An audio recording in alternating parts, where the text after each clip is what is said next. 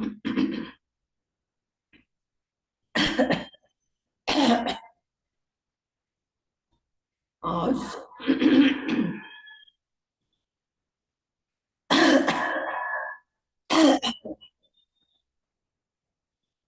बाबा के पास जब मैं वतन में गई तो बहुत सारे ब्राह्मण पहुंचे हुए थे।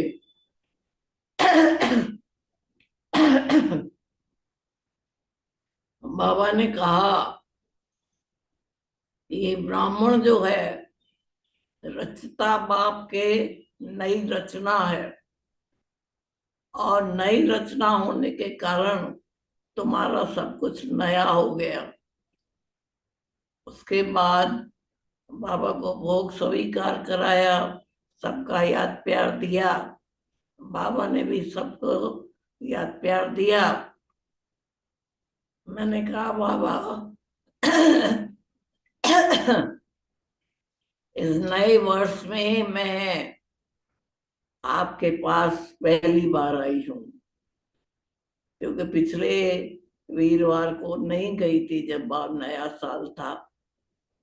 तो बाबा ने कहा कि साल नया है, तो बाबा ने कहा नए साल में नया शब्द सदा याद रखो।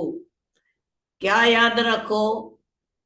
का जन्म भी नया, कर्म भी नया, धर्म भी नया, मर्यादाएं भी तुम्हारी नई। कहा इस नए वर्ष में पुरानी कोई भी बात तुमको याद नहीं आनी चाहिए। जो पुराना भी था वो ड्रामा समाप्त हो गया। तो बाबा ने कहा, इस वर्ष में क्या तुम नया रखेंगे? का अपने नए संस्कार, नया संबंध, और जो भी बात करो उसमें तुम्हारी सफलता हो। बाबा ने कहा, यही चाहते हो ना कि जो भी हम कार्य करें उसमें सफलता हो, क्योंकि विघ्न बहुत आते हैं। का विघ्नों से घबराते तो नहीं होना, लेकिन याद करो कि हमको तो घबराना नहीं है। हमको तो नया, सब कुछ नया कुछ करके दिखाना है। बाबा ने कहा, जैसे कोई पुरानी पर चिंतन की बातें हैं, पर दृष्टि है, पर चिंतन है, ये तुमको नहीं करना है। देखना है तो बाप को देखो। का तुम दूसरों को बहुत देखते हो कि ये तो करता नहीं, मैं क्यों करूं? इसने तो किया नहीं इतने सालों से, मैं तो अभी नया नया हूं। बाबा ने कहा, अगर दूसरों को देखने की जो तुमको आदत पड़ी हुई है, तो बात देखना हो तो बाबा को देखो। बाबा ने क्या क्या किया, जैसे बाप ने किया वैसे तुमको भी करना है। फिर बाबा ने कहा कि चित्रों में एक एक स्वास्थ्य का चित्र बनाते हैं, जिसको भक्ति मार्ग में जब भी पूजा करते हैं तो स्वास्थ्य का को निकालते हैं, जिसको गणेश भी कहते हैं। गणेश का मतलब नॉलेजफुल।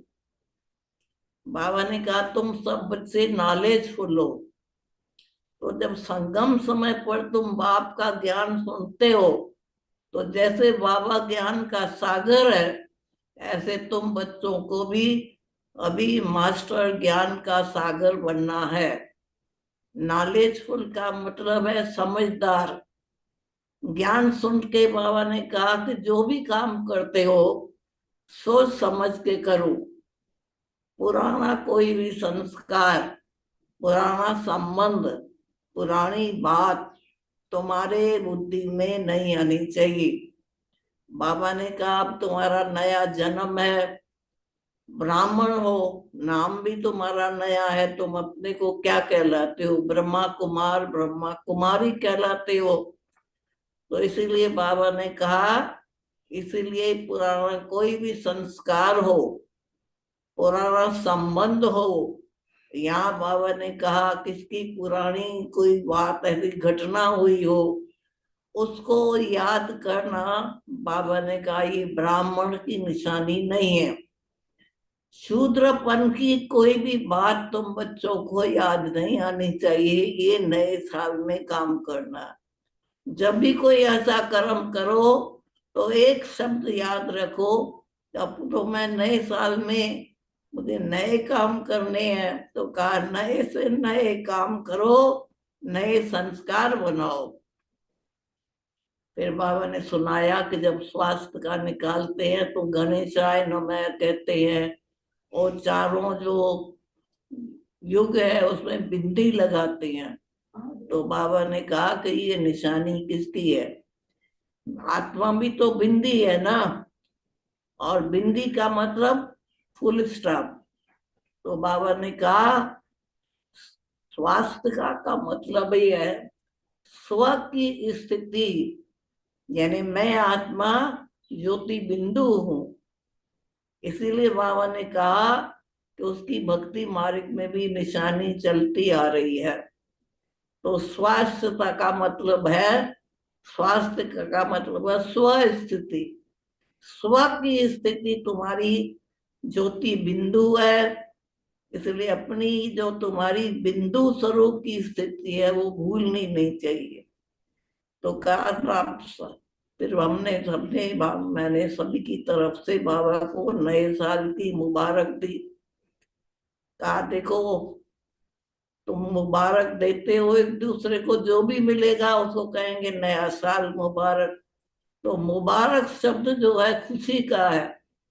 तो कहा तुम्हारी इस जीवन में सदा खुशी रहे, सदा सफलता रहे, तो इसके लिए एक दूसरे को मुबारक देते हैं।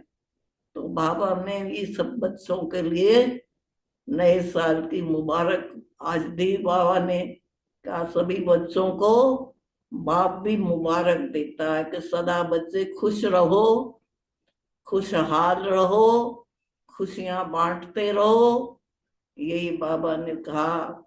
उसके बाद फिर बाबा ने सभी बच्चों को याद प्यार दिया, दृष्टि दी, और बाबा ने कहा जब भी कोई ऐसा काम करते हो फिर नया शब्द याद करो। तो मुझे तो नया काम कोई नई नया कुछ काम, मर्यादा भी तो हमारी नई होनी चाहिए। तो पुरानी मर्यादाओं को भूल जाओ और नई मर्यादा करते रहो। उसके बाद बाबा ने याद प्यार दिया और छुट्टी।